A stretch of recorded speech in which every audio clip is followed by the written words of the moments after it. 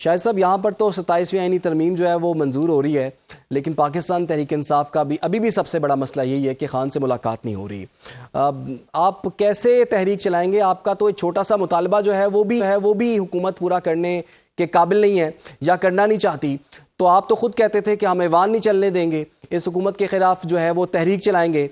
27ویں آئینی ترمیم جو ہے وہ سینٹ سے تو منظور ہو گئی ہے، قومی اسمبلی میں پیش بھی ہو گئی ہے، لیکن پاکستان تحریک انصاف کا وہی مسئلہ کہ خان سے ملاقات نہیں ہو رہی۔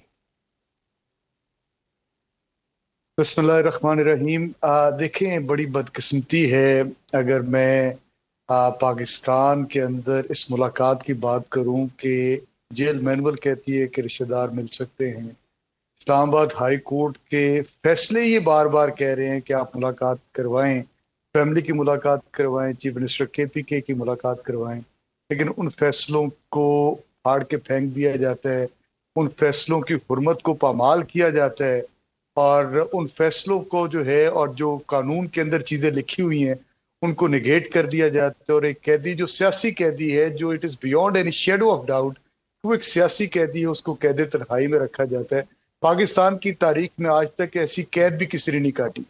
پہلے جو سیاسی اسیران رہے ان کے پاس تو وہاں پہ ڈیرے چلا کرتے تھے، لوگوں کا تانتا بنا رہتا تھا، کبھی کسی حکومت نے اس طرح نے کیا۔ آج تو اس سیاسی لیڈر کو، جس کے پیچھے 2.70 کروڑ عوام کھڑی ہے، جس نے اگر صاف اور شفاف الیکشن کی میں بات کروں 2024 میں، تو اس نے اسی پارلیمان کے اندر 2/3 اکثریت سے کامیابی حاصل کی، جو نہ مل سکی، چیزوں کو مینیپولیٹ کیا گیا، اور اس کے بعد آج جو یہ آئین اور قانون کی دھجیاں بکھیری جا رہی ہیں، جو آپ نے 27ویں آئینی ترمیم کی بات کی، یہی تو ہمارا مدعا ہے۔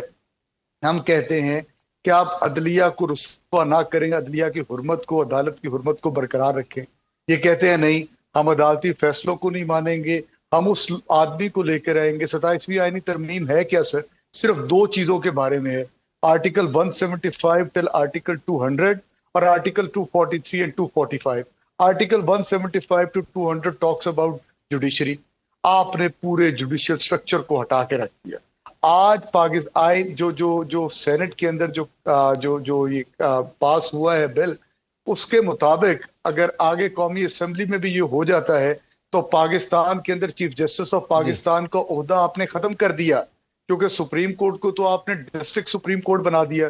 جو کانسٹیٹیوشنل کورٹ آپ بنائیں گے، فیڈرل کانسٹیٹیوشنل کورٹ، تو اس کا بھی آپ کو کوئی چیف جسٹس لگانا پڑے گا، تو 2 چیف جسٹس آف پاکستان تو ہو نہیں سکتے۔ تو آپ نے 27ویں آئینی ترمیم کے اندر ہی آپ نے جو تقسیم تھی، جو اختلاف تھا، وہ آپ نے اس کے اندر رکھ دیا۔ اس کے بعد سب سے زیادہ جو ہے شاہد صاحب اس کے ٹھیک ہے، آپ اس پر اعتراض کر رہے جن ہیں، لوگوں کو آن بورڈ لیکن لینا چاہیے پاکستان تحریک انصاف نے اس کے خلاف ایک ووٹ بھی کاسٹ نہیں کیا، یعنی کہ جو ترمیم سینٹ سے بھی پاس ہوئی ہے اس کی مخالفت میں ایک ووٹ بھی نہیں آپ کی جانب سے آیا۔ سر، ہم اس گناہ کبیرہ کے اندر شامل ہی نہیں ہونا چاہتے۔ دیکھیں، آج یہ 27ویں آئینی ترمیم کیسے پاس کی گئی؟ 2 لوٹے یہ کہتے ہیں جی ان کے ضمیر کی آواز پہ انہوں نے ووٹ دے دیا۔ او بھائی، ضمیر کی آواز تو اس وقت میں مانتا اس کو جب یہ کہتے کہ جی ووٹ ہم نہیں ڈالیں گے، ہم پہلے استعفیٰ دے رہے ہیں۔ اب مینڈیٹ لے کر آئے پاکستان تحریک انصاف کا، JUI کا، ووٹ دے دیا آ کر حکومت کے حق میں، اور بعد میں جناب استعفیٰ دے دیا ایک بندے نے کہ جی میرا ضمیر جاگ اٹھا۔ او بھائی، ضمیر تو پہلے جگانا تھا، جس کا مینڈیٹ لے کر آئے ہو، جس کے نام کے اوپر ووٹ لے کر آئے ہو، اس کے ساتھ تو وفا کر لیتے۔ تو اس کے بعد دیکھ لیں جو پہلی 26ویں آئینی ترمیم ہوئی تھی، جو ابھی بھی سب جوڈس ہے معاملہ، اس کے اندر کیا تھا؟ 7 MNAs پاکستان تحریک انصاف کے اٹھا لیے گئے، 3 جو ہے ANP مینگل کے سینیٹرز کو اٹھا لیا گیا، اور 26ویں آئینی ترمیم پاس ہو گئی۔ تو میرا بھائی کہنے کا مقصد یہ ہے کہ جو 26ویں اور 27ویں آئینی ترمیم جس تیزی کے ساتھ اب کرنا چاہ رہے ہیں، اس کو کرنے کی ضرورت کیا ہے؟ آئے نا بیٹھ کے بات کرتے ہیں اس کے اوپر، let's have a detail discussion on this particular amendment. We are talking about barrister Shahid صاحب، آپ تو کہہ رہے ہیں آئے بیٹھ کے بات کرتے ہیں، آپ کو تو دعوت دی گئی، لیکن آپ لوگ تو مذاکرات نہیں کرنا چاہتے، اس پہ بات نہیں کرنا چاہتے، الٹا آپ نے ایوان جو ہے وہ خالی چھوڑ دیا انہی جماعتوں کے لیے۔ رکاوٹ کہاں پہ ہے؟ مسئلہ کہاں پر ہے؟ بات چیت ہو کیوں نہیں پا رہی؟ آپ ایوان سے پھر شاہد صاحب واک آؤٹ کیوں کر گئے؟ آپ کمیٹیوں میں کیوں نہیں بیٹھے؟ بیرسٹر شاہد صاحب دیکھیں، بڑا اچھا سوال ہے۔ بیرسٹر عامر حسن صاحب نے بھی بڑی ویلڈ باتیں اٹھائیں۔ اگر بات چیت کی بات کروں تو آپ کو یاد ہوگا آج سے کچھ زیادہ دیر پہلے کی بات نہیں ہے، जो डिप्टी प्राइम मिनिस्टर इसहाक डार हैं, उन्होंने कहा कोई 27वीं आईनी तरमीम नहीं आ रही। ये महीना डेढ़ महीना पहले की बात है। 20 दिन पहले बैरिस्टर अकील जो हैं वो ऑन रिकॉर्ड हैं, उन्होंने कहा कोई 27वीं आईनी तरमीम नहीं आ रही। ख्वाजा आसिफ साहब ने कहा कि हम तो अभी 26वीं आईनी तरमीम को हजम कर रहे हैं।